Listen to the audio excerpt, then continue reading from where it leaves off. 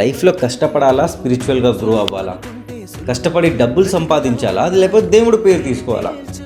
Bro, నాకు దేవుడు అంటే నమ్మకం లేదు బ్రో. ఎందుకంటే నా లైఫ్లో నాకు కష్టాలు తప్ప ఈ దేవుడు ఏమిచ్చాడు, ఇలాంటి ఒక థాట్ అనేది మన మైండ్లో ఉంటుంది. దానికే ఆన్సర్ భగవద్గీత చాప్టర్ 6లో ఆఖరి శ్లోకం నంబర్ 47. ఇక్కడ శ్రీకృష్ణుడు అర్జునుడు చెప్తున్నారు, పార్థ,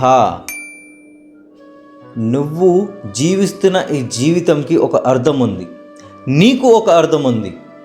నువ్వెవరో నువ్వు తెలుసుకో, నీ జీవితం ఒక లక్ష్యం ఏంటో నువ్వు తెలుసుకో, నీ లైఫ్లో నీ పర్పస్ ఏంటో అర్థం చేసుకో.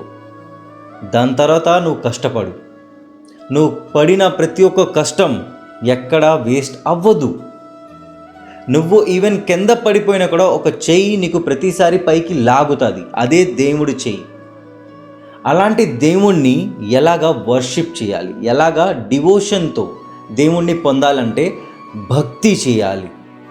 ఫర్ ఎగ్జాంపుల్, ఒక ఫ్రెండ్ ఉంటాడు, మీరు అడిగినప్పుడే హెల్ప్ చేస్తాడు, లేకపోతే చెయ్యడు. ఇంకో ఫ్రెండ్ ఉంటాడు, మీరు అడిగినా అడగకపోయినా ప్రతిసారి మిమ్మల్ని సపోర్ట్ చేస్తారు. మీరు ఉన్నా లేకపోయినా మీ గురించి ఎక్కడ కూడా తప్పుగా మాట్లాడరు.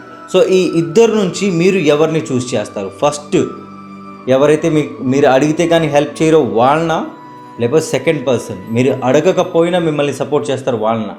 ఆన్సర్ మీకు కూడా తెలుసు. దీన్నే డివోషన్ అంటారు, భక్తి అంటారు. అలాంటి భక్తి, అలాంటి ప్రేమ మీరు దేవుడికి చూపించండి. ఆటోమేటిక్గా మీకు నిజం అనేది తెలుస్తుంది. ఏదో వెయ్యల్లో కోట్లలో ఒక్క మనిషి అలాగుంటాడు. ఆబ్వియస్లీ మీరు కూడా అలాగవ్వచ్చు, బట్ దీనికి ఒక డిసిప్లిన్ లైఫ్ అనేది కావాలి. అదేంటో నేర్చుకుందాం. అప్పుడు దాకా సలం. హరే కృష్ణ, జయ శ్రీకృష్ణ, రాధే రాధే. योगिनामपि सर्वेषां मद्गतेनान्तरात्मना श्रद्धावान् भजते यो मां स मे युक्ततमो मतः.